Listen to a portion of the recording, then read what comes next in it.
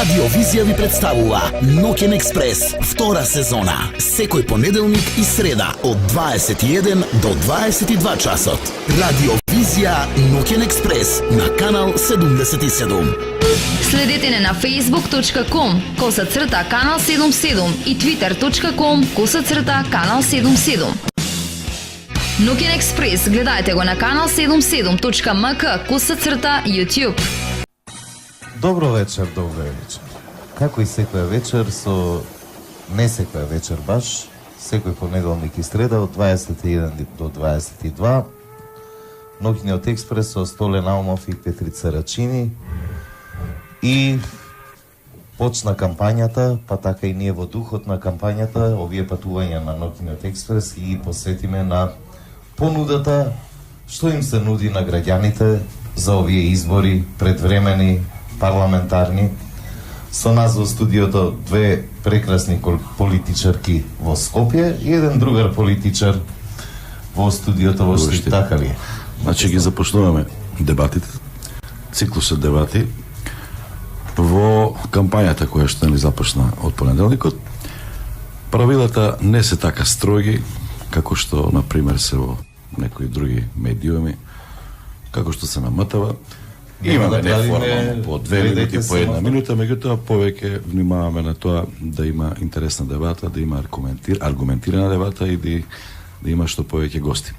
За вечерва ви раскажаме на комуникација помеѓу мене и представници на ВМРО-ДПМН. За жал, тие не се присутни овде.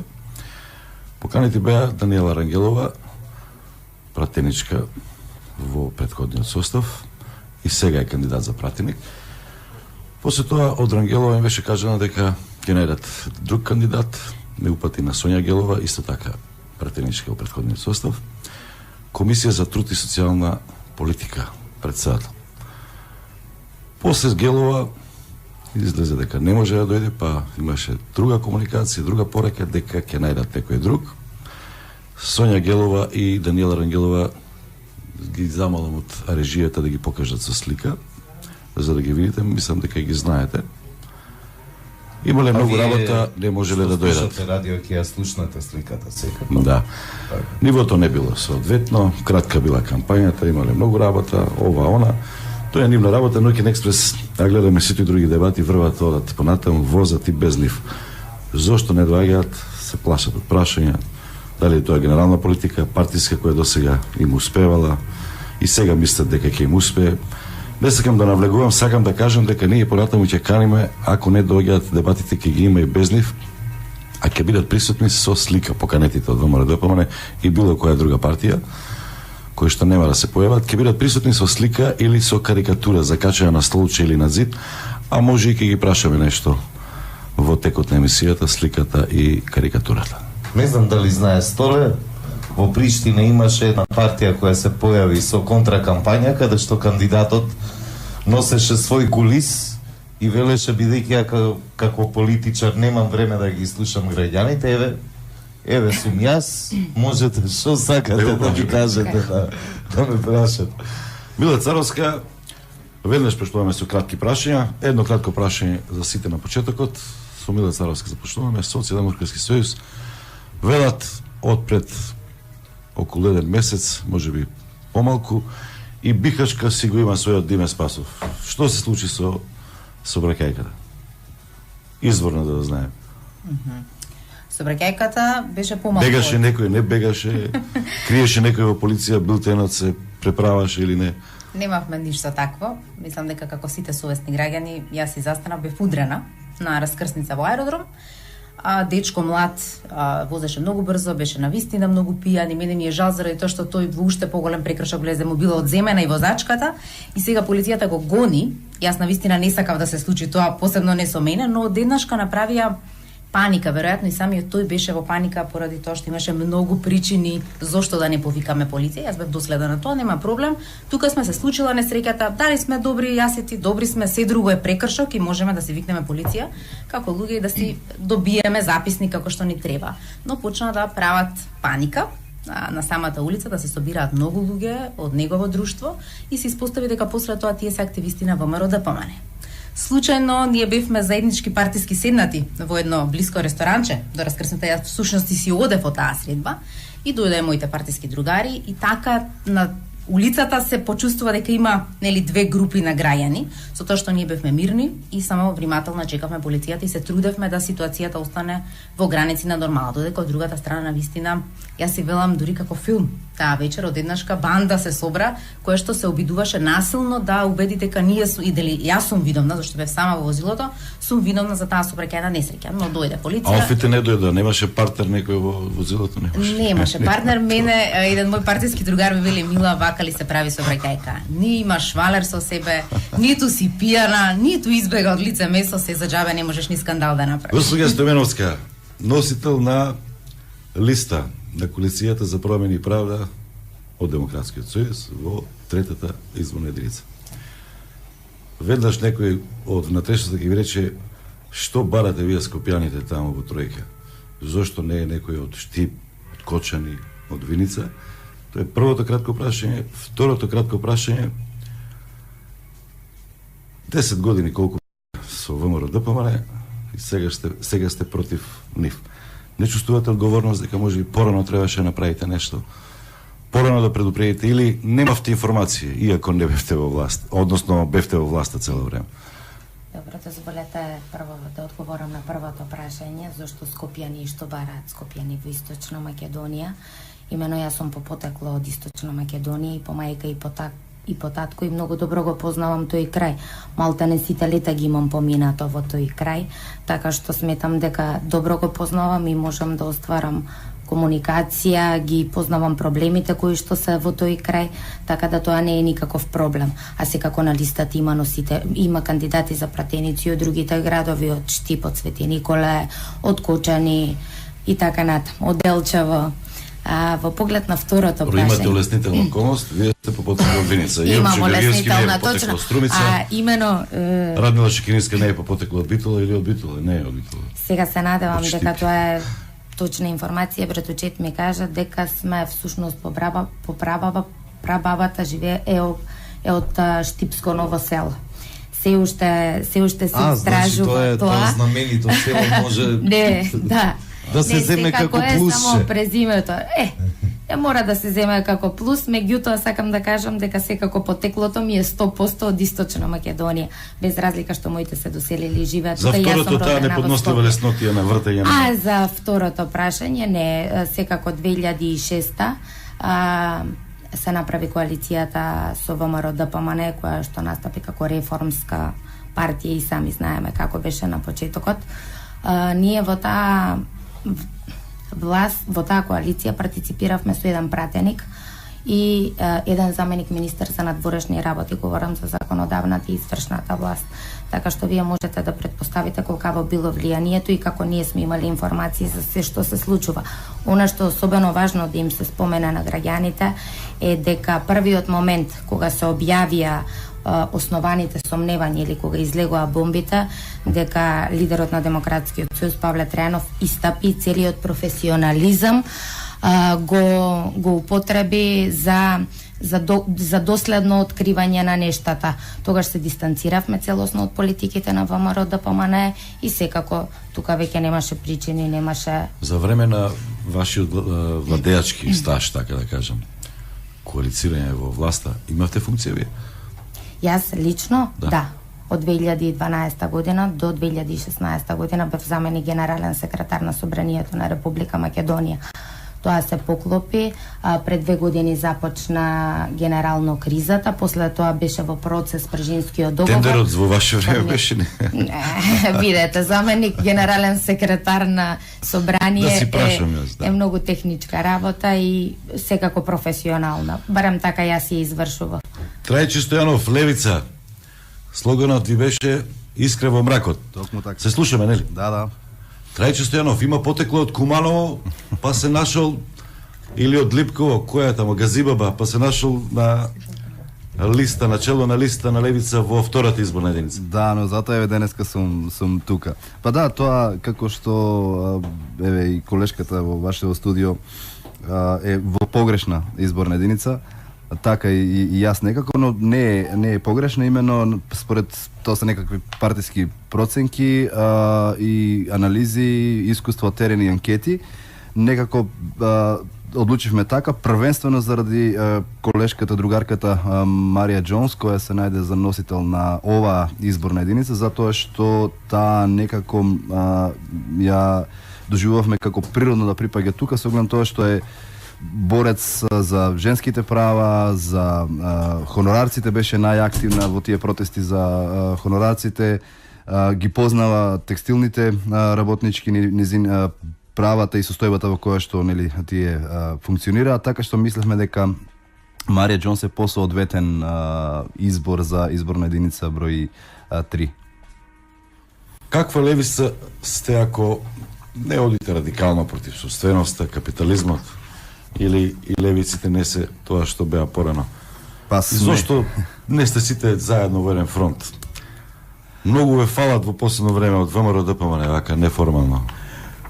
Па не сум имал прилика да видам кој не фали, јас знам дека ние подеднакво напаѓаме, така да кажам, и на два фронта, и ние сме во прилично незавидна ситуација, затоа што ајде така условно да кажем, имаме два непријатели. Од една страна е првиот непријател кој што е примарната цел, така да кажам, падот на режимот кој што 10 години ја девастира економски, политички, социјално секако Македонија. Од друга страна Социјалдемократскиот сојуз кој што и покрај нели неговото минато историскиот багаж и така натаму, и сегашната ситуација во која не перцепира на некој начин како непријател со кој што дополнително треба да се пресмета. Нашата одлука да одиме самостојно на избори беше донесена на централниот комитет на партијата, беше едногласно донесена од повеќе причини. Суштинската причина беше дека според нашите анализи мислевме дека со самостоен настап ќе придонесеме во падот на режимот, затоа што голем дел од нашите поддржувачи, доколку отидевме во коалиција со Социјалдемократскиот сојуз, нема да гласат за нас затоа што одиме во некаква соработка со Социјалдемократскиот сојуз. И мислевме дека голем придонес ќе дадеме токму како со самостоен настап. Царовска се согласувате со тоа, така беше? Вие што мислите? Они мислеле дека е подобро така, вие ништо не мислите. Секоја партија има право да направи изборен инженеринг и да видиме зашто и како ќе се бориме како две различни политички партии. Ние на сите леви партии со лева идеологија и центар идеологија понудивме коалиција, зашто сметаме дека ако се обединат сите партии во еден лев и центар блок, тоа е нашиот изборен инженери, дека ќе добијат повеќе заеднички, додека десните ако се обединат, тоа и се случи, како опозициони десни, исто така излезат на избори, ќе добијат повеќе отколку ако се сите заедно десна и лева идеологија. Левица сметаше дека според нивните проценки, анкети и анализи, дека ако не оди со СДСМ ќе извлече повеќе, и јас се надевам дека тоа на крајот ќе биде во прилог на рушење на режимот, а не во отцепување на опозицијскиот лев блок, отцепување на гласачи. Тоа ќе видиме на крајот, на 12 ќе зборуваме за тој изборен инженеринг, дали бил точен нашиот или нивниот. Секако ние неколку пати им понудивме, одбија и нивните органи на партијата донеса одлука да не одат во коалиција. Стојменовска, и во десницата има поделба. Има повеќе блокови. Така нели, освен тој кој што е на власт, имаме коалиција за право и правда, за промени и правда, така. Пардон, и ја имаме коалицијата ВМРО за Македонија. Не можевте да се договорите? Имаше преговори. Па не, видете, секој има право да процени и одлучи како ќе настапи. Тие процеси се завршени и нема што да се коментираат. Имено ние не сме целосно десничарска коалиција, Демократскиот сојуз е партија на центарот, тука се и ФРОДЕ, МОРО работничка партија и ДЕМОС. Така што плурализмот ние не го разбираме како учество на два големи, па и нека се укрупнети како коалиции. Плурализмот е секако да им се понуди на граѓаните што поголем избор на идеи, предлози и програми, и секако да можат да имаат што да изберат на денот на изборите. Имаме слушател. Секогаш има предност на Канал 77. Повелете, имате ли прашање за нашите гости? Во програма сте. Ја во Битола. Од Битола, да, повелете. Поздрав до студиото и до Успенката. Благодариме. Ваш вкус, коментар или прашање? Едно прашање имам до Гостинкана. До кој? Дали постои еден политичар што е збора реалноста и вистината и дали има некој политичар што ќе се влезе во политика што едно мисли, а друго збора. Ова малце поопширно да ме кажи Гостинка да сакам, оти во диаспората и децата мои се во Америка. Познате ми е малце си имаме видено и не се познаваме онака, ама си имаме видено. Си имаме светот. Благодариме на вашето прашање. Добро, ова важи за сите во студиото. Да, кратко да одговорите, затоа што Може. треба да го привршуваме овој дел.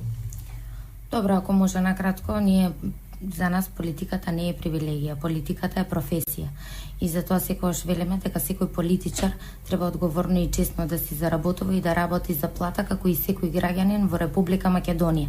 Додека тоа не се промени, за жал, работите можат само да течат како што се. Тоа повлекува и системски промени секако, на што можеме да говориме и во вториот дел. Јас сметам дека ние, младите политичари, ќе ја смениме перцепцијата за политичар и секаде во светот не значи да сте биде политичар и притоа да се биде криминалец или да се биде некој кој што зборува едно а прави друго. Затоа јас искрено верувам дека сите кои што сега се втурнаа во рушење на овој режим, она што го мислат, тоа го зборуваат и се бориме честно и искрено, не за лични интереси, туку се бориме за Македонија, да ја ослободиме, да ја вратиме демократијата, зашто тоа и го должиме на Македонија, ако ние младите сакаме да останеме овде. Стојано, вие во Левица не важите за типични политичари. Кој е вашето мислење за Па имено да токму тоа Левица е навистина атипична партија во таа смисла и јас кога се нафатив да влезам во оваа приказна, се нафатив со радост и со жар кој што е носи целото ова движење. Левица нити е партија за една употреба, нити е партија за краток рок и е особено специфична заради тоа што се градеше како партија на политички активизам и практично овие млади момци и девојки, така да кажам, млади во условна смисла, во смисла на нови, се калеа низ суровите транзицијски услови прво на низ овие 25 Ке години. успели политиката да ве сврти, да ве смени? Еве праша слушателот, дали ќе ги сега зборувате едно, но кога ќе влезете или ако добиете мандати, да не се случи да се сврти приказната. Видете, мислам дека на некој начин го докажуваме тоа и во теков на кампањава. Прво одиме самостојно. Левица нема, значи партија која е градена грасрут, значи е градена од долу кон горе, тоа е таков уникатен случај прво и второ одиме на избори да се одмериме сами и трето организацијски Левица е уникатна, значи Левица нема лидер, има колективно председателство. Се одлучивме, Левица нема спонзор, ниту еден голем финансиер не стои зад кампањата. Се работи честно и транспарентно врз основа на донации и што е многу важно, ниту еден од членовите, особено членовите во високите раководства, нема никаков багаж од минатото и при тоа има е докажан и како професионалец во својата област. Така што по многу нешта Левица значи, уникатна. слушнавме од тројцата кандидати малку повеќе. По рекламите ќе навлеземе малку подлабоко во нашите теми, тоа се прилично теми за кои што сакаат да слушнат граѓаните. Трудот и социјалата, половата еднаквост, вработувањето. Останете со Канал 77 и Нохинот Експрес. Радиовизија.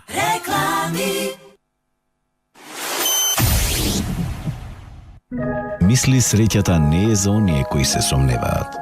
Седат по дома и ја чекаат. За неа се бориме секој ден. Среќата е за оние кои пробуваат нови работи, кои не бегаат од проблемите и храбро одат напред. Мисли со срцето за својата среќа. Мисли Уника. Биди наш репортер од терен за секој застој на патот, проблеми во одвивање на сообраќајот, непримерно однесување, потреба од предупредување на учесниците во сообраќајот, пренасочување, сврти на бесплатниот телефон 0800 80 222 и информирај. Откако ќе го свртите бесплатниот телефон 0800 80 222, почекајте на сигналот за снимање, потоа соопштете ја пораката и очекувајте ја во сообраќајниот сервис на Канал 77. зборува дека првата тура била од куќата. Крали Марко, верни на традицијата и квалитетот од 1924 година. Посвети се на вистинската љубов и уживај во неа. Делукс од Елит. Ваша вистинска љубов. На здраве кафе. Со Елит Турско Делукс. Мисли среќата не е за оние кои се сомневаат.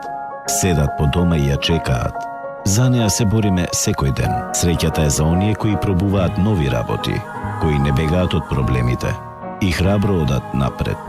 Мисли со срцето за својата среќа. Мисли Уникат.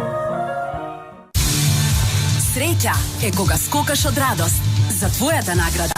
Во големата наградна игра со VIP Prepaid. 77 iPhone 6s чекаат на тебе. Со секое надополнување влегуваш во игра за iPhone. Колку повеќе надополнуваш, толку повеќе шанси за награда. Само со VIP Prepaid. Повеќе за вас. VIP. Врвно HD доживување со кристално јасна слика и најбараните канали било каде во Македонија. Нова платформа Total TV V2.0 со најмногу канали по висока резолуција веќе во основната понуда. Со Cinestar премиер пакет 2 години бесплатно. Бесплатна инсталација, сет-топ бокс и антена. Total TV 10 години со вас. Контакт центар 02 30 63 000. Ноќен експрес.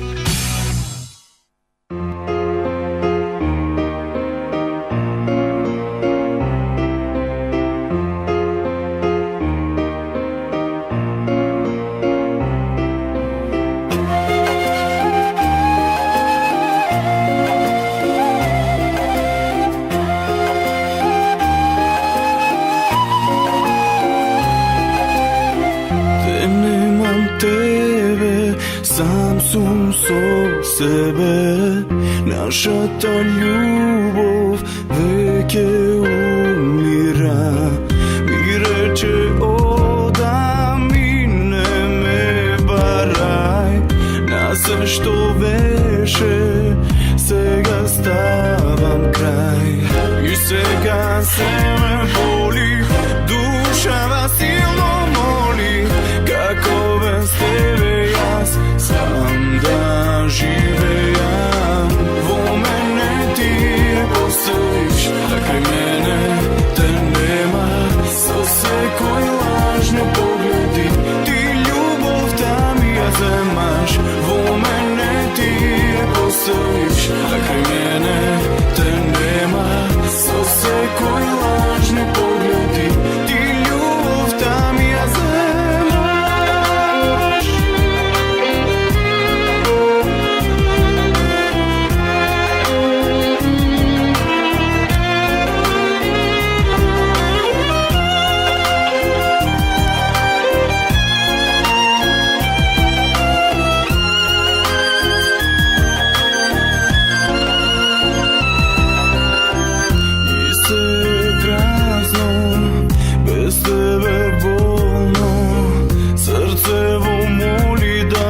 Вратиш ти, ми рече одам и не се враќам. На се што беше, сега ставам крај. И сега се ме боли, душава силно моли, како без тебе јас да живеам. Во мене ти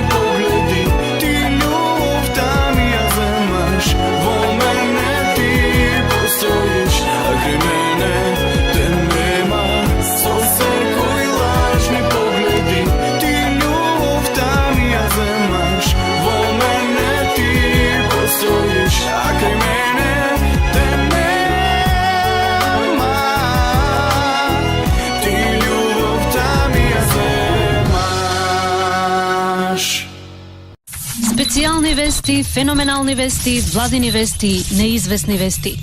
Не прислушувате, слушајте радио. Слушајте Ноќен експрес, не прислушувајте. Дебата. Темите ги слушнавте, гостите веќе ги слушнавте, ги видовте. Весна Стојменовска, Мила Царовска и Трајче Стојанов. Уште малку ќе ве држиме така во неизвестност и изненадување пред да почнеме конкретно со темите. Стојанов, ме слушаш внимателно? Да, повелете. Ни змија, ни магаре е народна поговорка, наслов на документарен филм за репродуктивните процеси кај животните, политички слоган или филозофска дилема за неможноста да се избегне злото? Па тоа со време беше политички слоган, ако се сеќавам добро, и е некаква народна поговорка. Пети, точно или не точно? Па беше и слоган, само од поговорката мислам дека оди и змија и магаре или змија или магаре. Не, јовам со филозофијата, Стојанов е филозоф, така по... Да. Пронајде ги нетрапниците. Македонија може, осмели се... За кого е ова прашање? За промени, гледај напред, не назад. Направи разлика, цело е кога има се главата горе. Стојменовски. Да го пронедам на трапникот? Или на трапниците. Цело е кога има се. Главата горе беше номеро точно, да помане. точно. 2002 беше, така. Да. И цело е Стојменовска, тоа значи дека имате и вие малку така долго паметење. Тоа па се трудам. Порано сте се заинтересирале за не, политиката. 10 години сум веќе во... Так. Главата горе е пред колку 14 години. 2002. Па добро, јас инаку имам завршено политички науки и магистерска. Добро, го прифаќаме одговорот како точен. Има и осмели се, тоа е од овие владините реклами. Добро, ама тоа. Царовска, продолжи ја реченицата. На 15 септември. Народот ќе ја земе судбината во своји раци или она што ќе се случи оваа година 11 декември? Па. Видиш, спремен. Зборовите на сите лидери мора да се паметат. Да се изговара. Да видиме што вели андерграундот, да влеземе во дебатата. Бидејќи темата е социјала, нели ќе се вртиме околу тие твитови да слушнеме што вели андерграундот на таа тема. Те очекував ко асфалт пред избори, вели Ѓурѓа. Менталиста вели имам неколку збора за следните избори до политички определените гласачи, на празен стомак не се гласа. Тоа е една барокна канделабра е колку едногодишна минимална плата. А за поплавените оштета? Доволно за почеток. Или еве уште еден. Реално имаме преку 600.000 одселени во овие 10 години. Темата прва, во првиот круг. Труд, социјала, тоа е широк поим, широка област, е конкретни да видиме. Можете ли да им дадете ветување на сите граѓани дека нема да се случи тоа што го сугерира, да не речем го бара, Меѓународниот монетарен фонд, продолжување на старосната граница за пензионерите, односно за одење во пензија. Странците притискаат, вие доаѓате на власт. Како се справите со тоа? Ви треба аранжман со ММФ. ММФ ви го поставува тоа како главен услов.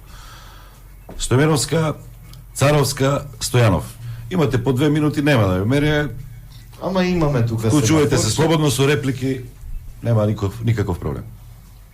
Повелете се. Може?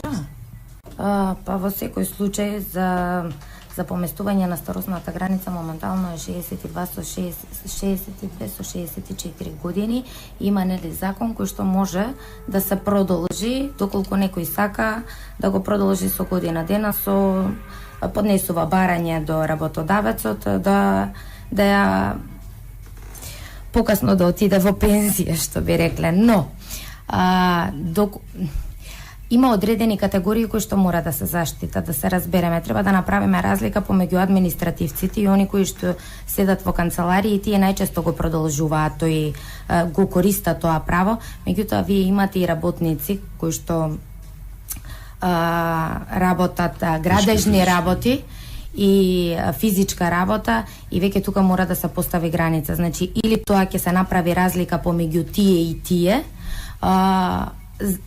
за да се постигне некој компромис со Меѓународниот монетарен фонд, но таа категорија мора да се заштити. Тие работници и тие категории не може да дочекаат они пензија со оглед на нивниот работен ангажман и таа енергија и сила што ја трошат едноставно.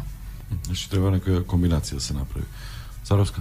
Во моментов во Фондот за пензиско и инвалидско осигурување има 536.000 осигуреници, за нив реално се плаќаат придонеси околу 498.000 за 498.000 граѓани.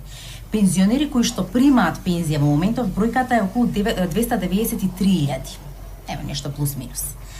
Тоа ни кажува дека на еден пензионер имаме 1,7 вработен. За да имате одржлив пензиски фонд, зашто тоа е фонд, тоа не е буџет кој што исплаќа цело време, тоа е фонд кој што треба да менаџира со пари, треба да имате еден пензионер и тројца вработени за да тој биде одржлив и да не треба државата од буџетот да прелева 43%, 44% за да може секој месец да се исплати пензија. Значи тој фонд во моментов е неодржлив и вештачки се одржува со инекција секој месец од страна на државата. Треба да се направи реформа и треба политичка партија како Социјалдемократскиот сојуз која што ќе освои власта да биде силна и да го направи чекорот на ново поместување на пензискиот систем. Што значи тоа? Дали ќе одиме со покачување на придонесите? Знаете дека во време кога фондот тонеше, и тоа беше пред 6 години некаде, исто во оваа состојба, беше во оваа кондиција, се намалија придонесите од 21% на 18%. Никаква економска одржливост, никаква економска логика. Така. Имате во Македонија беше да се бизнис фактор, да се зголеми бројот на вработени. Да. Бројот на вработени не се зголеми. Бруто платата исто беше идејата дека сега со бруто платата ние ќе имаме поголеми приливи кон фондовите. Исто така не се случи ништо од тоа. Значи не даде економска логика таа мерка. Мора да се зголеми да речеме придонесот и треба да се види прогресивно кај кои професии, кај кои плати ние ќе зголемуваме број на платени придонеси. Во Македонија не знам голем број од гласачите и граѓаните кои што слушаат вашата емисија веројатно и не знаат дека сте ограничени на придонес само на 6 просечни плати. Значи вие може да примате 100.000 евра месечна плата. И имаме бизнисмени во Македонија, менаџери кои што имаат 89.000 евра месечна плата. Тој знаете колку плаќа придонес? Само на 6 просечни плати. А тоа е отприлика 2.500 евра. Значи побогатите плаќаат многу помалку придонес и нашиот фонд осиромашува без при тоа да направиме баланс и да речеме фер политика, фер даноси, фер придонес. Ние сме социјалдемократска опција, не должиме на никого и јас верувам дека фондот мора да се реформира, треба да видиме што со вториот столб кој што на вистина во моментов не ги дава резултатите на множење на парите кои што се уплаќаат во втор пензиски столб. Дополнително првиот пензиски не му ги уплаќа на време парите на вториот пензиски столб за да ги множи парите и корисниците губат. На вистина со транспарентно прикажување на податоците кога ќе се превземе власта, дури тогаш ќе видиме што со пензиската реформа. Јас овие податоци само ги кажав и дека зголемување на старосната граница може да ветиме дека ќе нема во првиот период. Зошто? Поради тоа што меѓународниот фактор кога ќе го аргументирате дека квалитетот на живење кај нашите граѓани. Поентирајте Царовска. Да. Нашите граѓани го немаат квалитетот на живење како во Германија, за да може 67 години да дочекаат пензија. Че ние мораме да задржиме оваа старосна граница, да дадеме флексибилно одење во пензија, дури и порано со намалување на пензијата, но реформата главна ќе се случи во столбовите и во ПИАМ. Стојанов. Па, впрочем, пензискиот фонд е најголема демонстрација на девастацијата на социјалната сфера во оваа држава која се случува 25 години. Тоа е директно демонстрирање на уривање на основниот концепт на кој што почива секоја политичка заедница, а тоа е концептот на солидарноста. Значи тука ако треба да конкретизирам, мислам дека пристапот и тоа како левица го имаме во нашата програма, пристапот треба да биде двоен. Прво да не се лажеме дека ќе се спаси пензискиот фонд ако не се зголеми бројот на вработени. Значи, какви мерки да преземат, ако не ја подигнете вработеноста да стигне до некој ниво до кое што може, нели, да го полни овој пензиски систем, сите други приказни и лицитации кои што сега се прават во јавноста се само предизборен маркетинг.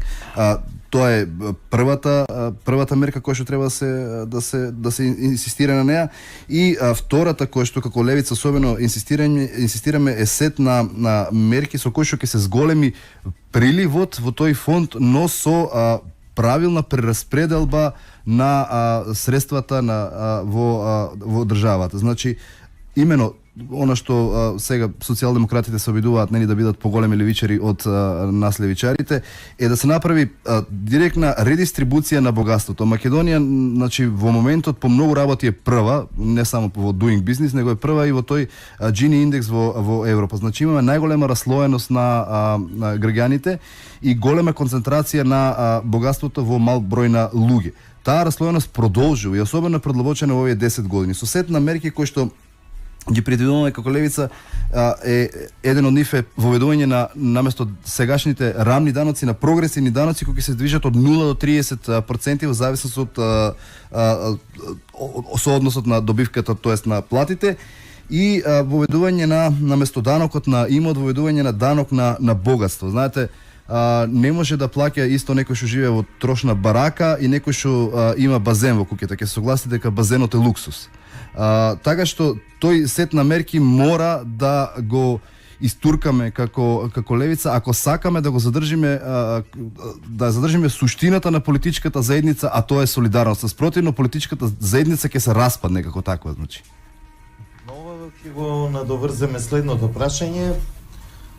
Социјалната помош често пати во јавноста се коментира дека се користи за купување на социјален мир. Социјалните трансфери беа екстензивно користени од досегашните влади во изминативе години. Дали тоа би го продолжиле како практика? Дали е тоа давање помош или купување послушност според вас? И како од овие социјални трансфери да направиме нешто продуктивно? Затоа што ете, во земјоделието гледаме растат субвенциите, паѓа производството. Дали се тие социјални трансфери продуктивни кои им давате на луѓе помош, а не им давате и некаква надеж, охрабрување, можности, понуди да се вработат? Која е политиката на кандидатите што се пред нас? Царовска, Стојанов и Стојановска. Социјалните трансфери во моментов не даваат никаков ефект и тоа го покажуваат и статистиките на овој државен завод за статистика, онаков каков што е. Велиме, над 47% граѓани живеат, 44 извинете, живеат во сиромаштија пред социјални трансфери, пензии, социјална парична помош. Кога ќе се покријат со пензии, тогаш доаѓаме до бројка 27, а кога ќе ги дадеме и социјалните трансфери или социјална парична помош, тие паѓаат некаде на 24. Тоа точно ни кажува дека социјална парична помош нема улога во намалување на сиромаштијата во државата. Зошто? Линија на сиромаштија за поединец во Македонија е утврдена на 6100 денари, прилика. Социјалната парична помош за поединец е 2451 денар. Што ви кажува ова? Дека државата место секој месец да ви извлекува од сиромаштија со социјалниот трансфер, таа ве држи 2 пати под линија на сиромаштија. Таа не ви дозволува да работите, ќе бидете казнети ако работите, а социјалната парична помош што ве дава како 2400 денари, не можете сметки да платите, ни кирија, ни јадење.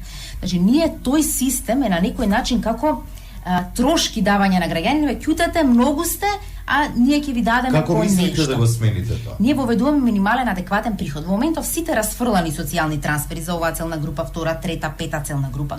Ние велиме не. Во Македонија мора да имаме минимален адекватен приход. Тоа е линијата на сиромаштија и социјалните трансфери да се изедначат. Ако вие сте лице кое што се утврдува како лице во ризик од сиромаштија и имате, ако сте поединец, приход под 6000 денари, државата мора да ви надополни до линијата или 6000 денари.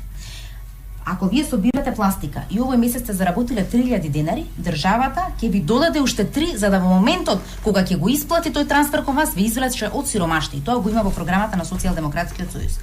Тоа е еден дел. Во делот на субвенции, велите не дава ефект. Да, на вистина не даваат ефект. Заради тоа што субвенциите не одат кај вистински земјоделци, кај големо земјопоседници, кои што ги земаат субвенциите и после тоа ја распределуваат земјата на вистинскиот земјоделец, кој што е експлоатиран, кој што не може ни да се прерани со обработка на земја во волку плодна. Стојанов. Вашето мислење на тема? Јас мислам дека по односи на двете, и на социјалните трансфери, и на земјоделските субвенции, состојбата е крајно хаотична, затоа што се прави волонтаристички, спорадично, несистематски и тотално аматерски. Прво, наедноставно, вие од државата немате спроведено попис.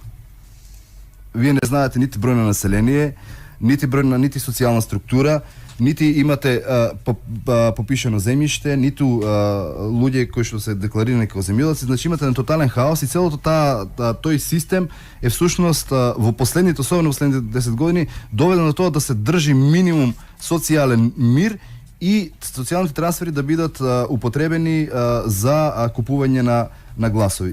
Мислам дека мерките во социјалната сфера се многу покомплексни. Од некакви, ајде да кажам, навидум банални промени до суштински структурни промени кои што треба да придонесат за целосна ревизија на оваа ситуација на терен. Левица како партија има предвидено низа на мерки кои што би требало на некој начин да дадат особен придонос во подигањето, во излекувањето на овие слоеви од сиромаштија. Добро, Стојановска. Тоа бе Стојменовска. Волете? Вашето мислење? Да, вака сега. Па јас би почнала со едно реторичко прашање, како прво да ги прашаме најсиромашните, односно најпогодените или социјални случаи, колку документи им требаат за да добијат социјална помош од 2431 денар, како што спомена Царовска. Прво е тоа работа, а второто имаше и во медиумите, ако се сеќавате дека доколку некој братучет од Германија им префрли па некако донација како помош, дека им ја укинуваат социјалната помош. Тоа е жалосно. Она што ние го предвидуваме во борбата против сиромаштијата, тоа е правилно вреднување на трудот на работникот. Имено предвидуваме зголемување на минималната плата на 18.000 денари, минимална пензија 12.000 денари и усогласување на социјалната помош, значи со животниот стандард.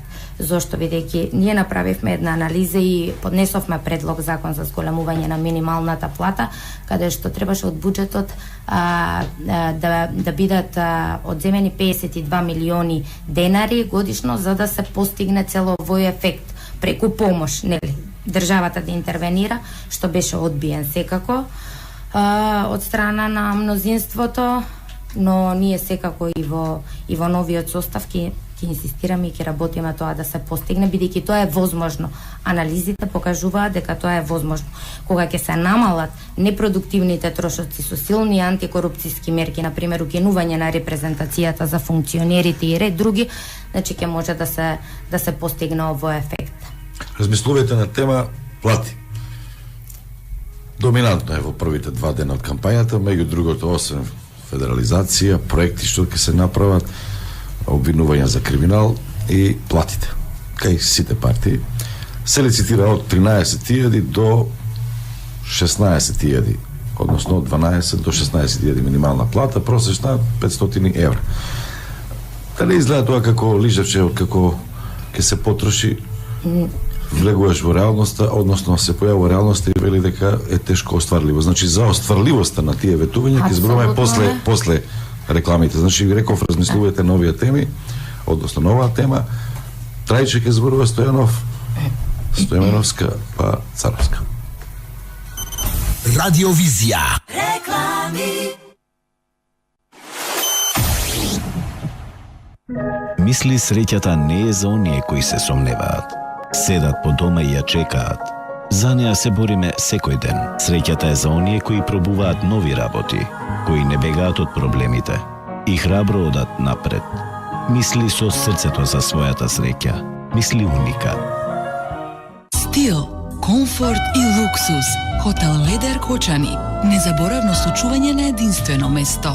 Хотел Ледер Кочани. Хотел со душа.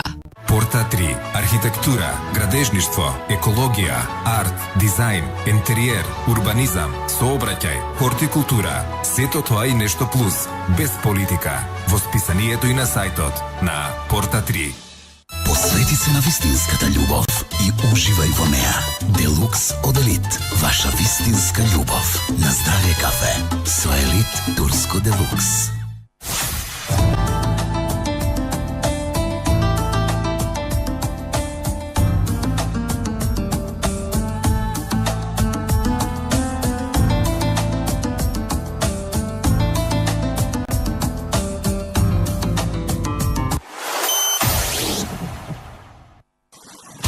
Контакт телефон 032 397 707 и 397 727. СМС контакт 142 177. Се што ви лежи на душа, кажете го на бесплатниот телефонски број 0880 222. Специјални вести, феноменални вести, владини вести, неизвестни вести. Не прислушувате, слушајте радио. Слушајте Ноќен експрес, не прислушувајте. Стојанов, Стојменовска, Царовска, наши гости во вечерашната дебата. Стојанов, Левица, колку ќе даде плата за да биде искрата во мрак? 500, 600, 700 евра? Видете, повторно ќе кажам, не е проблемот да се лицитира, треба да се погледнат реално нештата. Значи, Левица во програмата има предвидено една мерка која е поприлично специфична во таа смисла, именно воведување на минимален гарантиран приход. Именно секое домаќинство кое остварува доход понизок од тоа утврдено минимално ниво, би требало да добива парична помош од државата во следниви пропорции: 6.000 денари за едночлено, 8.500 за двочлено, 10.400 за тричлено и така натаму. Но поентата е следна: мора да се пресврти целосно дискурсот во оваа држава, особено во последните 10 години, од тоа да капиталот биде доминантната вредност, да го вратиме трудот како основна вредност во државата. При тоа ние можеме да лицитираме, нели, колку сакаме и да се надаваме, и не знам, Социјалдемократскиот сојуз да каже повеќе, ВМРО да каже најмногу и така натаму, но поентата дека ние имаме реално сега и во ваквите околности, ако го поставиме, ако ја пресвртиме парадигмата да трудот биде врвната вредност и државата како сервис и бранење на таа највисока вредност на трудот, може да придонесе и сегашните плати и сегашните права на работници да бидат подигнати на многу повисоко ниво. Например, треба да се строго да се почитува, например, работното време. Секое прековремена работа на работникот да се наплатува соодветно. Секое работење во саботи, недели и празници да се наплатува двократно. Значи, ние и сега имаме можност, само со тоа што државата наместо да биде сервис и да биде браник на трудот на граѓаните, таа е браник на капиталот кој што во последните 10 години особено дивее. Значи, со некаков сет на дисциплина кон капиталот, можно е и сегашната состојба да се подобри, без да се, така да кажам, лицитира со бројки за минимална плата и така натаму. Стојменовска, како да го направите? И како партија од центарот, дали имате можеби малку друга политика од оваа што ја нудат социјалдемократите, левицата? Ја мислам дека го споменав и во претходното прашање дека ние имаме предлог закон за минимална плата во Република Македонија јануари 2016 година, предлог кој што беше одбиен. Значи овој предлог повторно ќе го ставиме на маса и кажуваме како ќе ги обезбедиме средствата во буџетот за да се постигне ова. Тоа е за 10 месеци со стегање на ременот. Па бидејќи видите, политичарите ни покажаа за чудо, барем оваа гарнитура, колку пари, колку е богата Република Македонија. Значи, како што кажав, место во споменици ќе се пренасочат парите, ќе се скратат непродуктивните трошоци и ова на вистина ќе стане реалност во Република Македонија. Имено во средби со граѓаните, ако дозволите во Велес, ми кажа една информација, вика во Дрекселмаер работниците заработуваат 10.000 денари, а стига до 15-16.000 денари без одмор. Значи, не им се врши притисок, едноставно они имаат право да не одмарат како дополнително за да стигнат до 15-16.000 плата. Па сега ја прашувам, кога 13.000 ви е просечна кошничка за храна, и тоа ако се храните на паштети, да не збориме за онаја пропаганда за здрава храна, и 10.000 ви се режиски трошоци, што може да се постигне? Законот за работни односи, мислам дека не дава комплетен и конкретен одговор, моменталниот, на она што се вика заштита на работникот. А поготово синдикатите. Синдикатите, тоа е веќе друга приказна. 2-3 емисии, најмалку. 2-3 емисии, па секако повторно ќе се видиме и ќе гостуваме тука, да не може. Политиката влезе во секој сегмент на човековото битисување, целосно е окупирано, и да не речам политика, партијата. Да конкретизирам. Така, се надоврзам, сите сме ние како луѓе и политички битија, и важно е да се занимаваме со политика, да се занимававме и претходно, до сега немаше да биде овде државама, но ја избегнуваме. Социјалдемократскиот сојуз нуди реални две мерки кои што често ги комуницираме во јавност. Тоа е минимална плата 12.000 денари наредната година, април 2017 година, до крајот на мандатот 16.000 денари. Во сите гранки, во моментов кожарската, текстилната и индустријата за облека не нуди минимална плата или не ја гарантира она минимална плата. Посебен дел во законот. Тие посебен дел во законот, јас се прашувам како тоа се осмисли, дали тие луѓе плаќаат поевтина струја, дали е поевтин лебот за нив, дали облеката е поевтина, ништо не е поевтино за нив, а имаат пониска минимална плата. И затоа, за да дојдеме до изедначување, ние велиме за секоја исплатена бруто минимална плата од 12.000 денари во април 2017 или 16 до 2020, работодавачите ќе добиваат поврат од 1.800 денари, за да ги стимулираме да не испуштаат работници од работа. Да останат. Тоа ми беше под прашањето. Супер, ќе поставите високи лимити, но што ако не може да ги платат? Ќе ги поддржиме и работодавачите. Наша идеја е да просечната плата ќе биде 30.000 денари. За да добиеме просечна плата од 30.000 денари, мора да имаме сет на економски мерки за раздвижување на реалната економија, или домашните фирми мора да бидат поддржани од страна на државата. Ние сме сведоци дека во изминатите 10 години имавме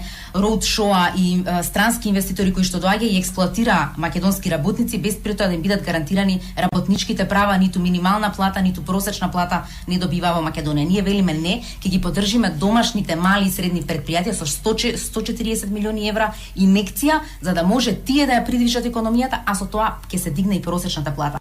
Нашите мерки се засновани на бројки, на статистика, на факти и на историја која што се случувала претходно. Ние не бегаме од историјата. И затоа мерките кои што ги нудиме се реални, одржливи и ќе дадат резултат во развивање на економијата внатре во државата. Затоа ќе имаме и контрола на власта, за да обезбедиме праведност и еднаквост пред законот и институциите. Кој ќе ја врши власта, да се ја контролира власта? Судството мора и другите институции да ја коригираат и да ја држат под контрола власта, и само така ќе ги обезбедиме. Слушател, добро вечер. Добро вечер во ноќниот експресте. Ало, добро вечер. Да, добро вечер, ве слушаме. Вака на линија слушателка од Скопје, Весна, исто именјачка како вашата гостинка, би сакала да прашам што мисли за застапеноста на жените во политиката, дали смета дека треба да има поголем број... Ќе ви прашаме подоцна, вие кажете што мислите. Јас? Да. Па јас сметам дека треба да има поголем број жени... 40%, 50%? Во случај... Молам? Колку треба да има проценти? Па во случајов се, значи, 4 носителки само на кандидатски листи од толку многу партии, значи, кои што учествуваат на избориве. Сметам дека треба да има повеќе. Конкретно само да ве прашам. Во ВМРО ДПМН, кој можеше да биде носител, жена да биде? Во СДСМ, кој уште еден или уште една можеше да биде? Во друга партија кој можеше да биде? Според вас заслужува да биде носител? Па не би коментирала баш, ама сигурно има некои по-компетентни отколку од машки. Од маживе. Тоа сигурно.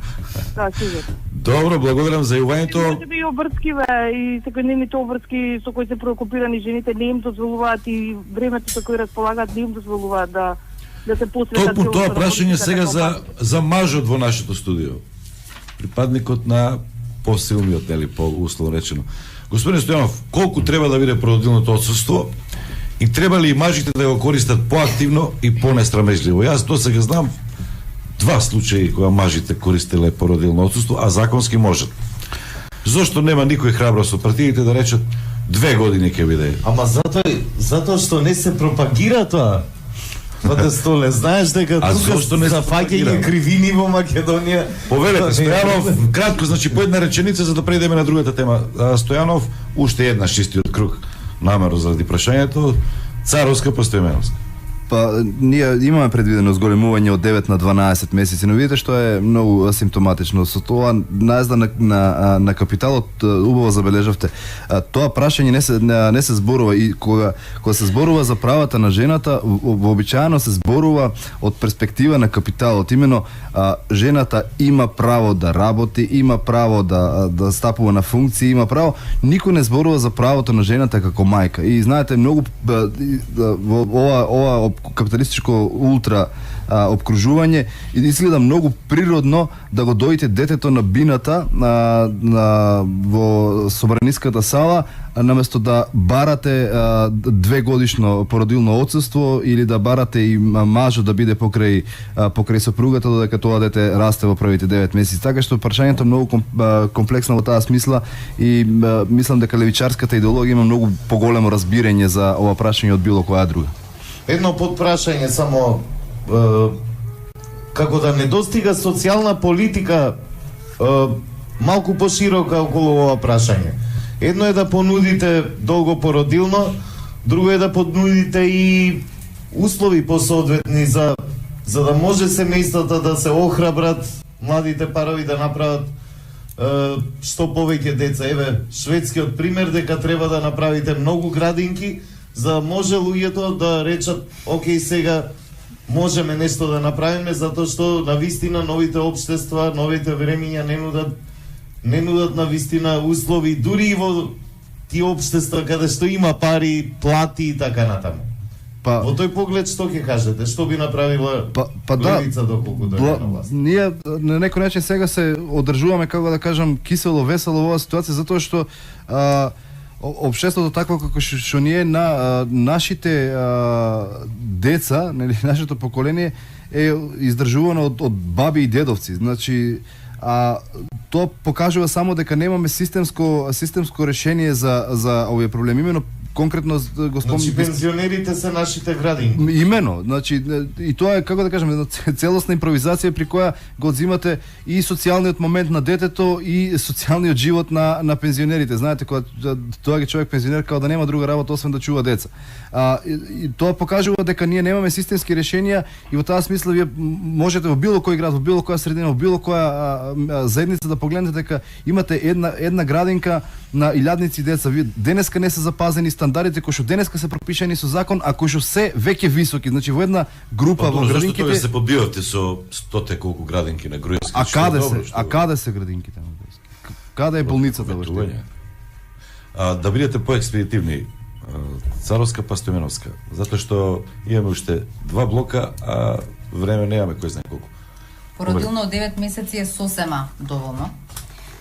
Во Европа породилното е 4 месеци. Но после тоа имате право на родителско отсуство, мајка, татко кој сака може да го земе и може да се проучи.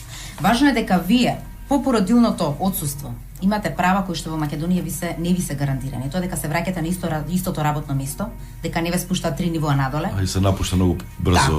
Така, дека имате можност да го доите детето во текот на работното време, дека имате право на флексибилно работно време, дека имате право на скратено работно време, а при тоа работодавачот не сме да ви го ускратува правото. Пишува во законите тоа? Не. Затоа ви велам, тие работи во Македонија не достигаат. Не достигаат градинки. Груевски вети 40 градинки во 2013-та, ни една нова не направи. Реконструираше стари објекти. Сега 140 нови, денар во буџетот нема за тие 140 нови. Па тие сами од себе не може да се изградат. Сите пари кои што му се предвидени до 2018 година му се за тековни трошоци на градинките. Градинки реално ни требаат. Еве јас ќе споредам само фасадата на владата чини колку што 203 градинки би чинеле. Ние ако сакаме можеме да ги направиме градинките, не дали сакаме, ние мораме, ако сакаме да ги имаме жените на пазар на труд. Стојменовска. Истото прашање, па да, убаво споменавте породилното отсуство, зашто само жените, или како што кажа, правото жената да биде мајка. Тоа е стереотипноста, се уште мислам, ова е Балкан. и тешко се излегува од некое стереотипно размислување. Можноста постои за мажите и се надевам дека се повеќе ќе ја користат. Тоа е во поглед на правилната делба на улогите во семејството како партнерски однос помеѓу мажот и жената, бидејќи како што има жената право да биде мајка, така и мажот има право да биде татко и мислам дека тука нема разлики. Заедно учествуваат во одгледувањето на детето. Тоа дете има двајца родители во секој случај. Во поглед на градинките точно е, често пати се споменува, мислам барем граѓаните се жалат колку време чекаат детето да го запишат во градинка, дека се на листа на чекање, па разни проблеми околу тоа во средината каде што живеат. Градинки се потребни и сега малце иронично да говориме за зголемување на наталитет кога нема градинки, а сето тоа па и со наталитетот и она поместување на возрастната граница за младите да се одлучат да создадат семејство е многу врзана со економските состојби во државата, со невработеноста, со неможноста да се обезбеди дом, така да тоа се веќе тоа бара поширока слика и врзани решенија. Пред вториот блок родова и полова еднакост. Ама интересен, така со прашање ќе го измиксуваме. Имате уште нешто да кажете, реченица или да кажем крај? Јас имам дека ние во програмата нудиме паралелно родителско отсуство во 40 дена после породувањето на мајката. Зошто? Заради тоа што сметаме дека првиот контакт помеѓу таткото, мајката и детето треба да се случи во тој период, за да таткото се врзе со новороденчето. Значи реклами, па после тоа ќе слушнеме Савка Тодоровска од Националниот совет за родова равноправност, кој што предлагаше 40% да биде присуството на жените во листите, односно на листите во парламентот. Савка Тодоровска, меѓу другото, и поставува и неколку прашања, значи реклами, па Савка Тодоровска и ќе се вратиме со Стојменовска, Стојанов и Царовска. Радиовизија. Реклами. Мисли среќата не е за оние кои се сомневаат. Седат по дома и ја чекаат. За неа се бориме секој ден. Среќата е за оние кои пробуваат нови работи, кои не бегаат од проблемите и храбро одат напред. Мисли со срцето за својата среќа. Мисли уника. Зидо е природна, нерафинирана и едноставна храна, богата со природни масти за луѓе со осознаена култура на исхрана. Зидо не содржи конзерванси, хидрогенизирани масти и никакви животински состојки. Зидо, targetmk.com.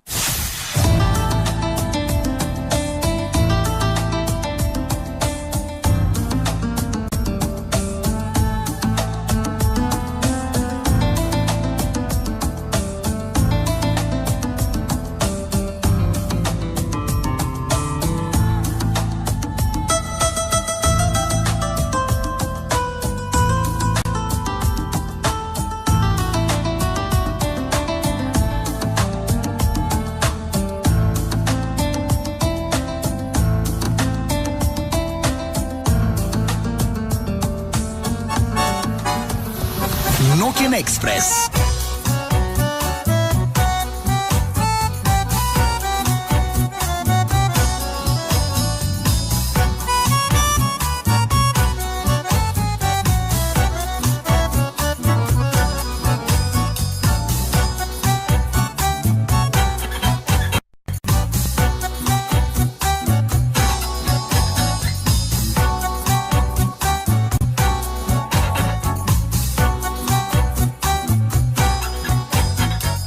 Ноќен експрес.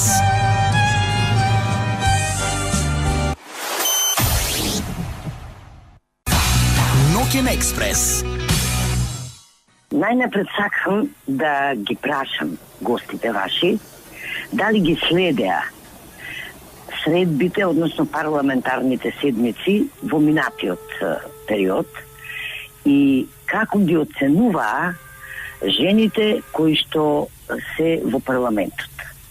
Дали нивното мислење за нивните разговори беа родово сензитивни, дали дадоа некаков коментар или отпор на брзо донесените закони секогаш кога се однесуваа на жените. И тука веднаш би ги споменала законот за абортус, законот за трето и четврто дете, дали за платите или непријавувањата во конфекцијските работнички, кај конфекциите, односно за конфекцијските работнички во кожарската индустрија, дали разговараа и дали придонесоа нешто во националниот буџет за родово сензитивниот однос кон жените жртви на семено насилство, дали се одвоија средства за тоа, дали разговараат колку засолништа имаме, дали слушна и разговара и на нашите обраќања до нив за Конвенцијата на Советот на Европа и брзата ратификација, бидејќи во целото наше обкружување само ние и подалеку дури и до Турција, само нашата земја ја нема ратификувано Конвенцијата на Советот на Европа за родово базираното насилство и семејното насилство. Дали разговара и дали забележа кога се донесе законот за семејно насилство без во текстот кога се правеше без учество на женските организации кои што исклучително работат на тој проблем. За мене се тие прашања кон вашите гости вечерава, дали тие размислуваат како тие понатаму или во идниот парламент би се однесувале. Што тие всушност би направиле, еве, само на овие конкретни прашања, иначе има и многу други за кои што би сакала да ги прашам. Ноќен експрес. Специјални вести, феноменални вести, владини вести, неизвестни вести. Не прислушувате, слушајте радио. Слушајте Ноќен експрес, не прислушувајте.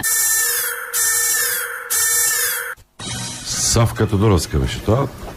Многу прашања, постои, нема потреба ние да поставаме 5 прашања. Значи, можете да почнете кратко на секој од тие прашања. Мислам дека горе-долу по реакциите сватив, не знам, Стојанов не можам да го гледам од тука, сватив дека сте во тек. Царовска, појде. Благодарам на Савка за прашањата. Јас сум граѓански активист и 10 години сум во граѓански сектор. А со Савка многу добро се знаеме и во суштина ги бране сите штетни закони кои што ја нарушуваа родовата рамноправност или ја рушеа базата за развој на подобра родова еднаквост или рамноправност во Македонија. Зборував директно против законот за абортус и сметам дека во граѓански активисти го спречивме полошиот дел, а тоа беше партнерот да потпише за вас дали ќе абортирате или не, баш со... А тоа што Мухиш ви е на листа, тоа е израз на демократија, така? Да. Зошто ви помагам се? Насилството, законот за насилство без прва, кое што го спореше во парламентот и кога мои колешки пратенички од мојата политичка опција и од други центар позиционирани партии го бранеа законот за насилство, семено насилство, јас велев жената не вие во центарот на заштита и овој закон не смее да оди како таков. Тој закон помина и жал ни е што не го спречивме, но бев прва која што се спротивстани на него. Трето дете, тврдам дека не дава ефекти и се гледа по бројот на родени, живородени деца во Македонија, дека не ни дава ефекти и стојам позади тоа, дека ние со трето дете само правиме жените да ни останат дома, ако ви им давате додаток од 8.000 денари за да родат трето дете, тие не ги стимулирате да одат на пазар на труд, напротив остануваат дома и тоа го сметаат за некоја си под минимална плата која што ја примаат во текот на своето живење.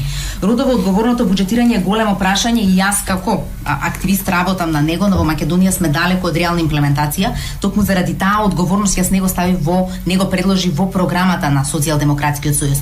Но родово одговорното буџетирање може да се направи кога ние целосно ќе го смениме програмирањето на буџетот, кој што сега е линиски, а треба да биде програмски. Сакам, мислам дека е во истата заложба. Во делот на конвенцијата, таа мора да се ратификува. Само ние Турција, така? Ние мораме да ја ратификуваме како Македонија, ние сме прво многу мала земја.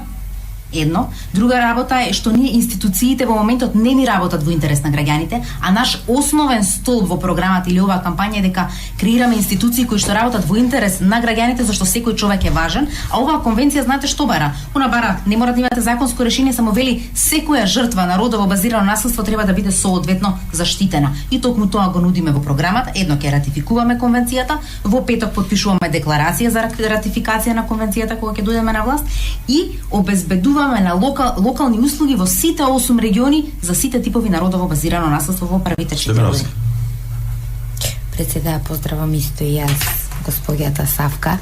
Инаку, ако вака ги поставиме работите, значи родовата рамноправност е тесно поврзана со демократијата и она што се вели демократско владење. Ви имате 50% каде што учесници жени ви се учесници во општеството и не може ако нема рамноправна застапеност во процесот на носење одлуки да говориме за демократија или за владење на народот во буквална смисла на сите чинители на општеството. Имено за она што прво го спомена за парламентарните седници во минатиот период, често пати се вели вика џабе жена ќе влезе во политика ако почне да размислува како машко.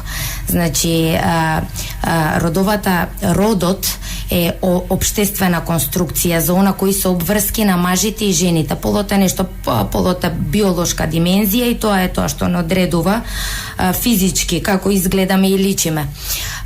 За постигање на родова рамноправност одамна е почната борбата, говориме 2002 со носење на 30% жени учеснички во законодавната власт, па во советите.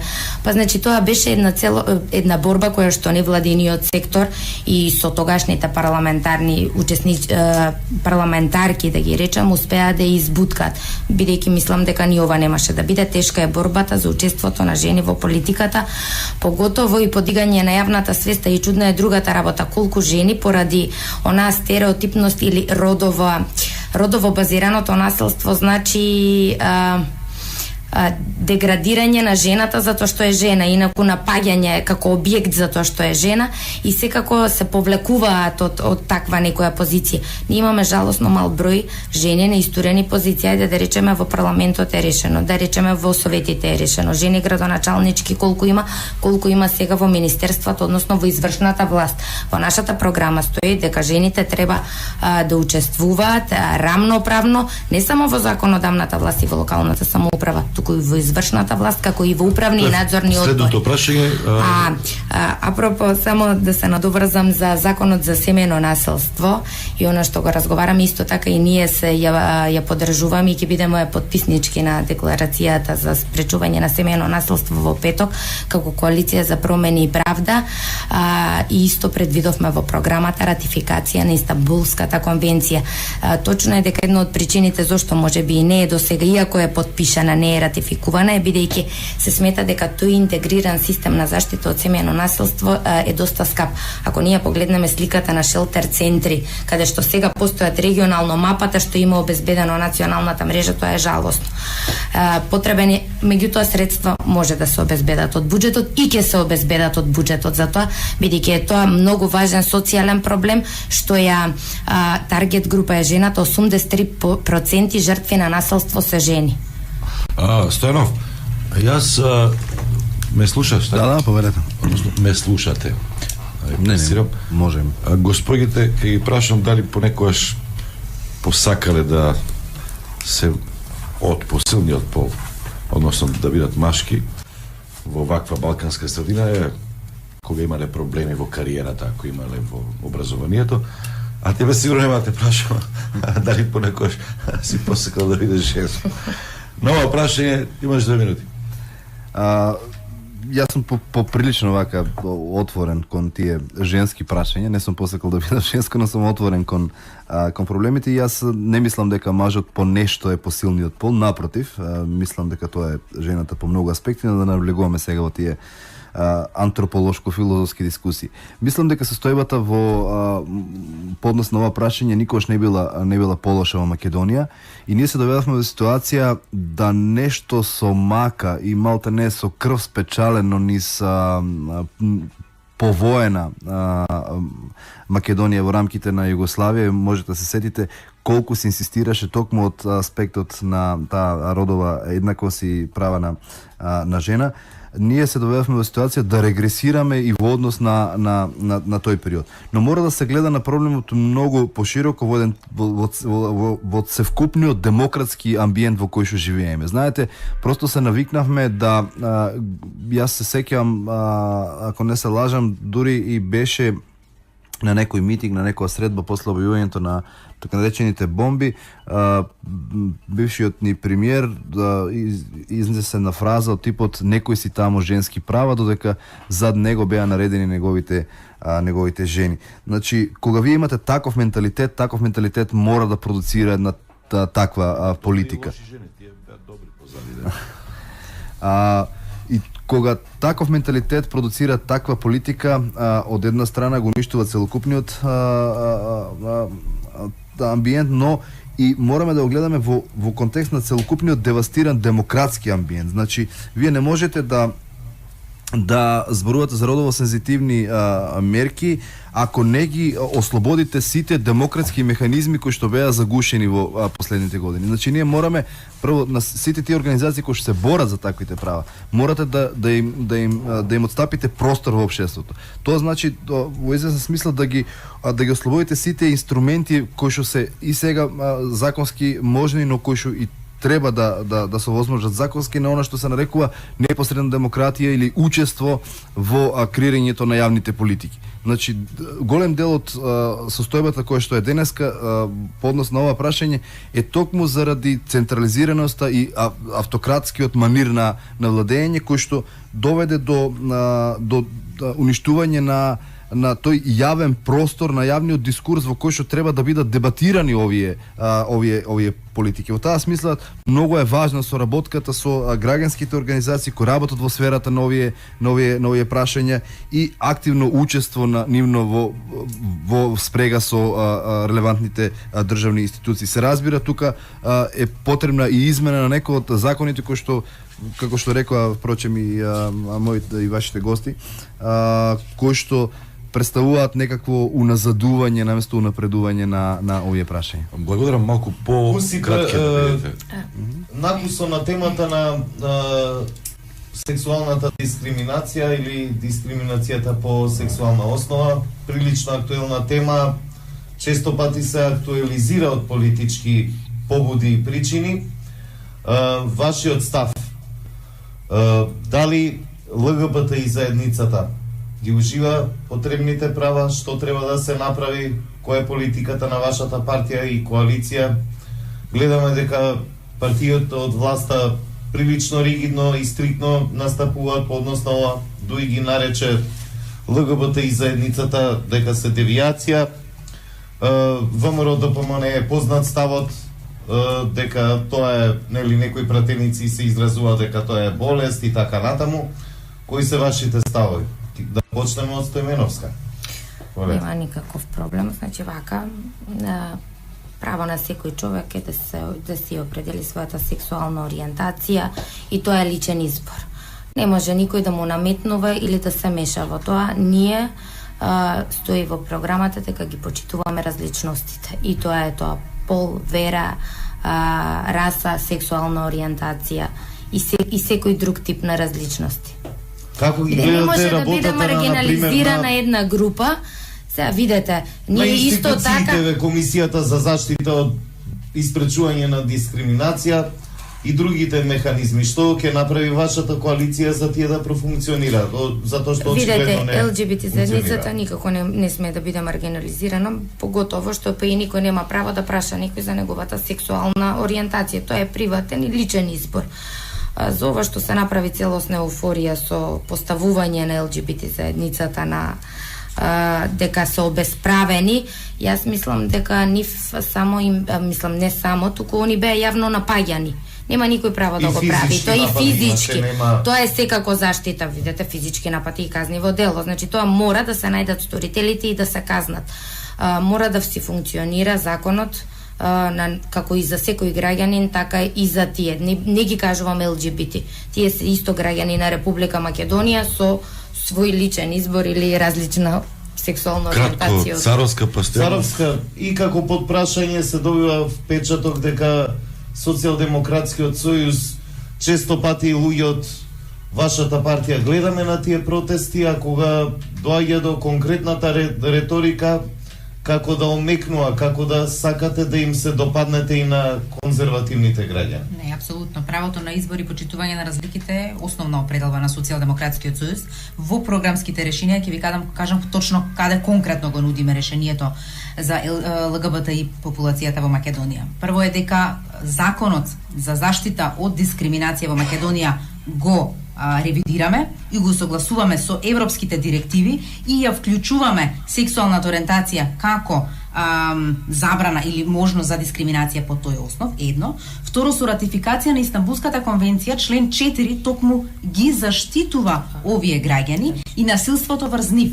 Значи, со ратификација на конвенцијата си го земаме и тоа како врска заштита на насилство и заштита од дискриминација и сметам дека од тука ќе почнеме да ја градиме позицијата на пристапот до механизмите, комисијата и така натаму, лично политички действува сите независни механизми во моментов Македонија. таа не е независен механизам. Мене ми е многу жал, но многу партиски активисти се во комисија која што треба да биде независна и тука навистина мене ми е жал. И претходно беше водена од председател кој што имаше функција партиска и политичка во Министерство за труд и социјална државен секретар. Ме разбира, и тука не може вие да кажете дека таа е независна експреска. Таа мора да биде независна навистина, да луѓето бидат избрани како луѓе кои што се грижат за човековите права. Беше многу интересно, беше ако имаше од другите партии тука представници, вака сите се согласуваат.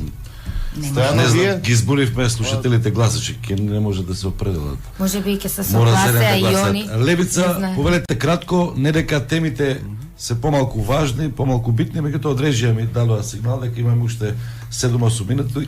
Побрзете за и третиот блок да можеме да го ние и по однос на ова прашање сме, така да кажем, да не кажем радикални, и ние немаме ниту од кого се плашиме, ниту на кого да се допаднеме. Значи, Левица во принцип е партија која ги поддржува сите маргинализирани и обесправени групи, во оваа смисла и ЛГБТ заедницата, така што сме на линија не само да влезе во законот за дискриминација на оваа групација, туку ние мислиме дека не сам, значи вие можете приватно што сакате да мислите и да ги стигматизирате, така да кажем, но вие морате правно, формално да го обезбедите тој статус и да обезбедите рамноправност на тој вид на граѓани. Така што ние сме дури на линија да размислуваме за уредување на во правно формална смисла на истополови бракови, значи кога сме на линија да размислуваме за декриминализација на употреба на марихуана за рекреативни цели, така да мислам дека сме поприлично отворени како Левица за овие прашања. Последно прашање, бате Столе. Да, не, меѓутоа Твитерот дека. Нешто Твитер да порачитаме, вака има интересни работи, сакаш од познати или од непознати ликови? Ајде да мешаме малку. Цветин Чилиманов, морам да признам дека и во Сорос има принципиелни луѓе, овие го бранат концептот на Велес. Он е од познатите? Да, он е од познатите. Еве, контра да удриме, Јани Макрадули, ова двојазичното писмо што го добив од Македонски пошти, избрано директорот од време на Ж, е писмо од имнината или 3 точки.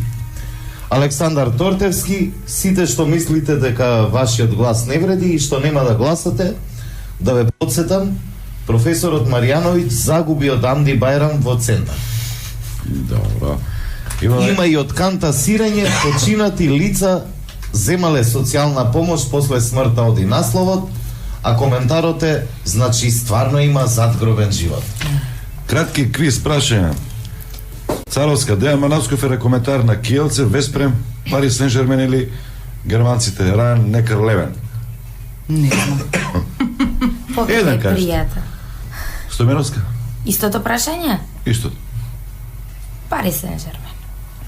Рајан Некар Левен, добро, не е битно, тежок и се изговарај. За Стојанов, Стојана Вангеловска играше ракомет за кометал Ѓорче Петров. Точно или неточно? Точно, валја. Стојна Вангеловска. Кошарка. Аха, добро. Од Свети Николе беше Стојна, така или не? Најбогат човек од активната политика во Македонија е Никола Груевски, Јупче Георгиевски, Бранко Црвенковски или Зоран Заев. Царовска. Многу нетранспарентни податоци за приходите на политичарите воопшто. Она што се знае дека нашите политичари се, значи од Социјалдемократскиот сојуз под страшен скрининг и за нив знаеме, но кога ќе влеземе во власта ќе видиме колку поседуваат Груевски и останатото негово друштво. Царовска прашање за вас. Јас сум богат како секој среден бизнисмен или втор бизнисмен, рече Георгиевски, Црвенковски, Груевски или Бошковски. Не ме прашувате. Стојмировска, да, дека рековте Царовска. Ева молам повторете. Јас сум богат како секој среден бизнисмен или секој втор бизнисмен. Добро. Рече Љупчо Георгиевски, рече Бранко, рече Никола или Љубе. Љубе не е сигурно. Се двомам помеѓу Љупчо и Бранко. Па Бранко не се фалео дека е бизнисмен. Не. А и Љупчо некако... Али Зоран Заев сепак ќе го одберам. За богатите или за ова? Како секој... Не беше тука посочено. Не, па го нема како опција. Го немаше како опција. Предходно го имаше, да. Сега, па ме збунивте. Љупчо. Не, Љупчо. Да, Љупчо, добро. Точно на одговорот е изјава така на... Не, уште за Трајчев. Премиер. Стојанов, да. Точно или неточно? Овде Се сме беа тепете. порачни премиери, освен Зоран Заев. Да.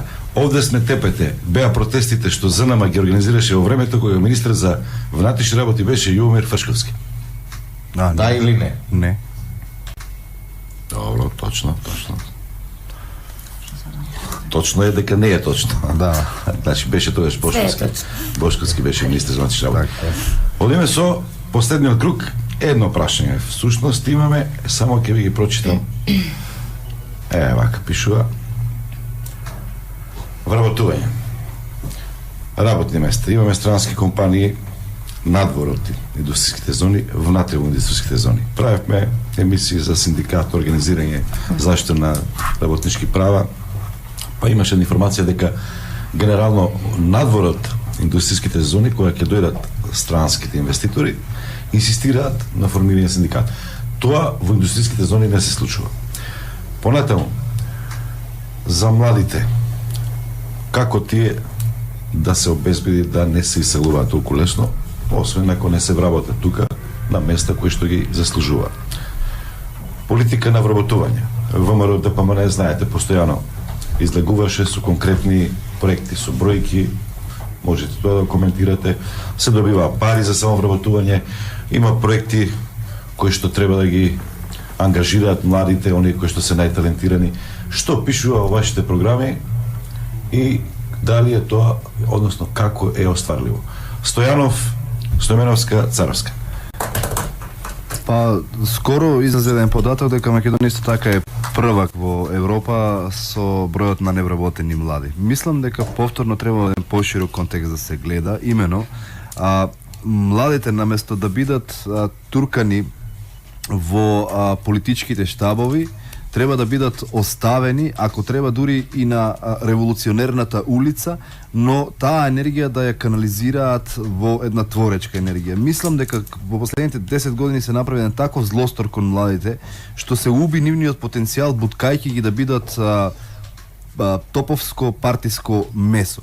Во нашата програма меѓу другото има особено внимание посветено на младите, кои што мислам дека имаат креативен потенцијал да ја повлечат оваа земја напред. Впрочем, и во нашата партија во голем дел е составена од млади луѓе кои што се покажале и докажале во своите професии, и мислам дека на некој начин сме демонстрација на тоа дека е можно да се успее.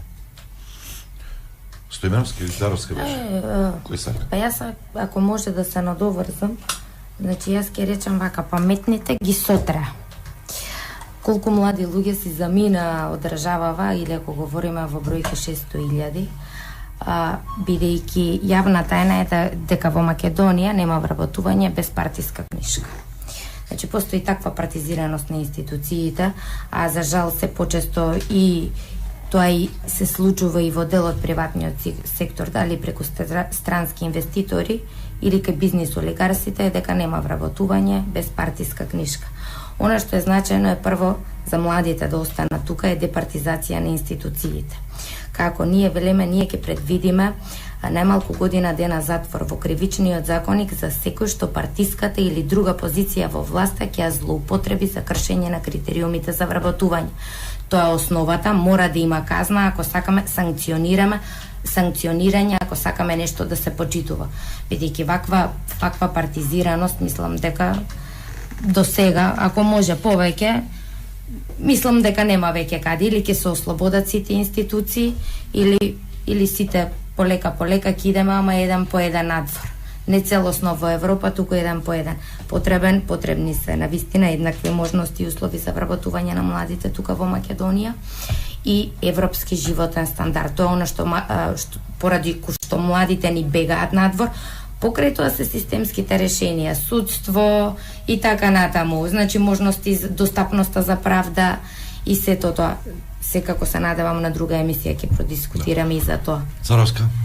Во изминатите години слушаме 10 години, слушаме како имало 160.000 вработувања и како се нудат за идните 70.000 нови вработувања од страна на ВМРО ДПМН. Јас велам да, во изминатите 10 години вработувавме во Америка, Германија, Австрија и така натаму. Во Македонија не вработувавме, тоа е факт дека во странските индустријски зони сме вработиле само 3.500 лица. А знаете колку сме вложиле за една странска компанија? 17 милиони евра.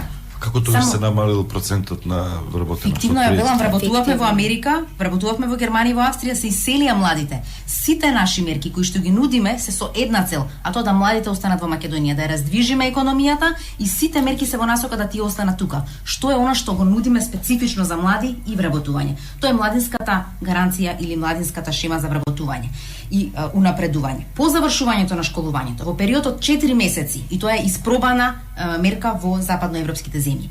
Младото лице по 4 месеци мора да добие или право на стажирање, значи до пракса, или право на до обука, ако е средно на факултет, или ако е на факултет до постдипломски, или право на вработување. Со ова го држите младото лице блиску до пазарот на труд и го држите во рамката да понатаму или се надградува, или почне да работи и да економски стане независен. Со оваа мерка ќе спречиме младите веднаш да ни се иселат и одма да бараат каде да работат надвор од државава и при тоа ќе почнеме да ги користиме како ресурс во државата. 10.000 евра за нови идеи, за стартап бизниси и инкубатори кои што ќе нудат бесплатно сметководство, бесплатен простор на младите иновативни граѓани кои што ќе сакаат да развиваат бизнис во Македонија. Многу е страшно што во Македонија младите се врзани со администрација. Јас бев во администрација 6 месеци. Тоа не е место за млади прогресивни луѓе. Ние треба да креираме бизниси, младите треба да ги видиме во економијата, во креативните бизниси, каде што тие ќе го дадат развојот на општеството. Јас ви благодарам, имаме простор само карикатурите. Еве, Царовска, нека ја стават од режија и на големиот Стојменовска, доколку се во можност. Да. А Стојанов ќе почека. Фантастично. Бидејќи во студиото во Стипон ќе му направи специјално, као политичар, као Маргарет Тачер. Стојановска. Ке ги добиете Клинтон не вели. Одлично, да. Фала. Јас благодарам слушатели кои што се наградени ќе добијат исто така. Благодарам за гостувањето. Благодарам поканата. Левица, Весна Стојменовска, Демократски сојуз, Коалиција за промени и правда, Мила Царовска од Социјалдемократскиот сојуз. Уште еднаш ќе повторам, тоа ми е и обврска и инат, да ви кажам наискрено.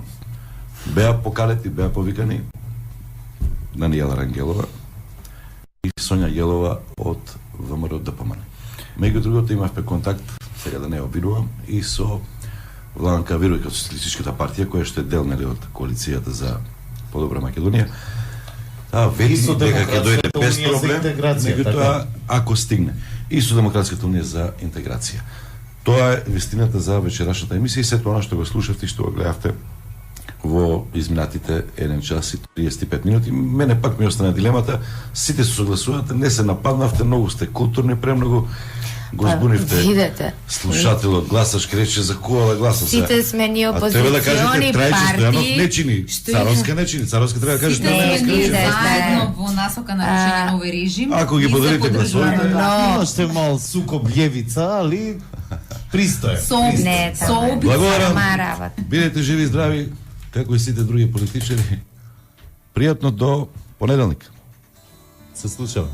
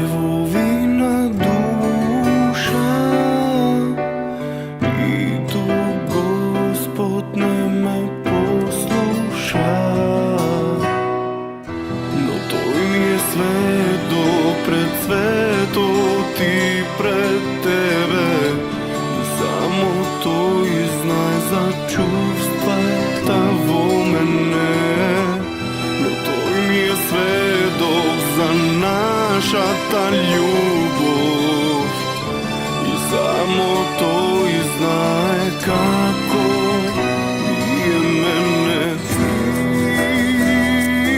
на душа ке носам јас лажни гревови и сета вина за мене ја оставив.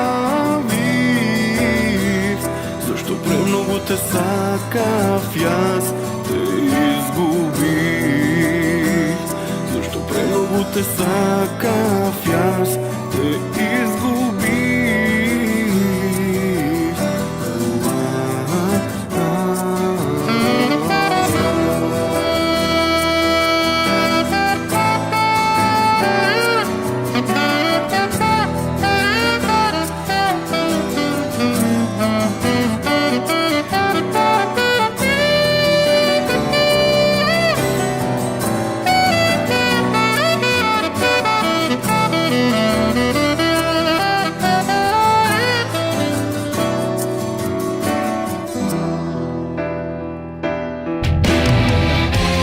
Продолжив понатаму тоа што ти го сакаше, јас сега сум.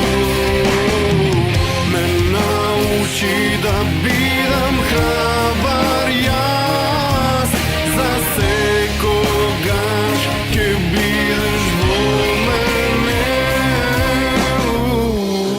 Господ е сведок пред светот и пред тебе, и само тој знае за чувствата во мене. Но тој ми е сведок на нашата љубов, и само тој знае како ми е мене.